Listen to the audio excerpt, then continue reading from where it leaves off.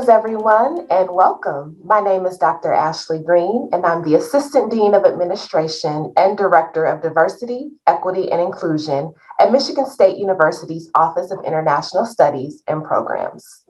Hello, my name is Anjem Chatri. I work alongside Dr. Green as the International Studies and Program DEI Coordinator. We will take a few minutes to discuss how global diversity, equity, inclusion, belonging, and justice in education is used to reinforce students' employability. Dr. Green, what led you to focus on global diversity, equity, inclusion, belonging, and justice, which we will refer to as global DEIBJ? Well, at MSU, we recognize that students and faculty must navigate the heterogeneity of communities and countries around the globe, and that a focus on diversity, equity, inclusion, belonging, and justice is essential to achieve this goal of cultural competency and global citizenship. We are intentionally integrating the global aspect into our domestic diversity endeavors to build and reinforce students' transferable skills and to give them the tools to highlight these competencies in their resumes, during professional interviews, and as they start their careers in a global society. So could you please expand on how Global DEIBJ complements Michigan State University's efforts to train global citizens?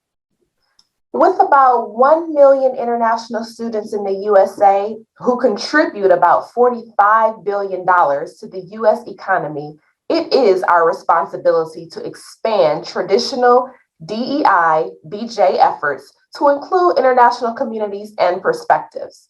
However, there is an appalling gap in higher education institutions' commitment to global DEI-BJ initiatives, pointing out the heavy focus on domestic DEI while lacking the global perspective. This approach positions DEI within a context prone to comprise institutional internationalization. At MSU, we intend to break this parochialism, including the structural, systematic, social, academic, and interactional aspects at a local, national, and global level.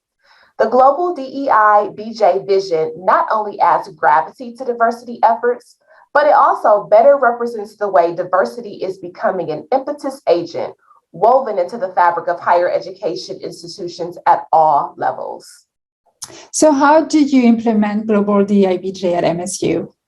Well, it definitely calls for teamwork in multiple ways, but mainly by rethinking our vision of training and developing global citizens with the integration of at-home internationalization, as well as providing access for opportunities in other countries.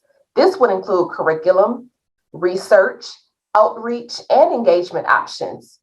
We also need to think about providing students with a platform to interact with and learn from other cultures, while also sharing their culture values and practices. Teaching students to articulate their cross and intercultural experience, whether domestic or international, and providing space to ask questions and mitigate biases. One specific example is employing career service professionals from various ethnicities, some actually in country, to help students and graduates secure internships and jobs. And we also considering the opportunity to create a global DEI-BJ certificate across disciplines to help students navigate different cultural frameworks and empower them with skill sets and sensitivities that span across borders. Focusing on global DEI-BJ promotes global citizens to take an active role, not just in our community, but in our world. Global DEI-BJ encourages awareness and understanding of the wider world and our place in it, making an impact on a small and large scale, and recognizing our responsibility to the world that it is valuable for skills and employment across industries. With a global DEI skill set, employees will better be able to communicate with multiple cultures, engage in enhanced interactions with increased cultural sensitivity, and better support clients, customers, and other constituencies across borders.